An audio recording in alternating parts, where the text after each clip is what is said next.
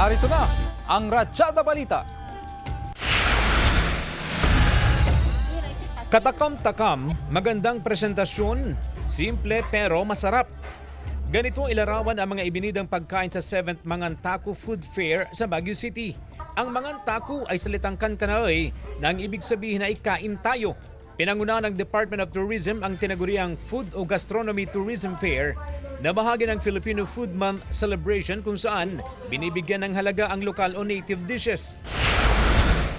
Ginawang swimming pool ang isang pick-up truck sa Lawag City para sa picnic ng magbabarkada.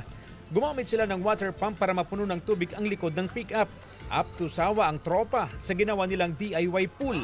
Naisipan daw nila ito para hindi na sila magpunta sa beach ngayong mainit ang panahon. Isang juvenile na brown hawk owl ang nasagip ng mga otoridad. Nakita ang kwago sa loob ng isang bahay sa barangay Bora, Tarlac City. Dinala ang ibon sa DENR para sa tamang pangangalaga. Matapos ang pagsusuri, napag-alaman na malusog ang kwago kaya pinakawalan din sa kanyang natural habitat. Patuloy na hinihikayat ng DENR ang publiko na i-report ang anumang iligal na kalakalan o panghuhuli ng wildlife upang maprotektahan ang biodiversity ng bansa. CJ Torida, One North, Central Luzon.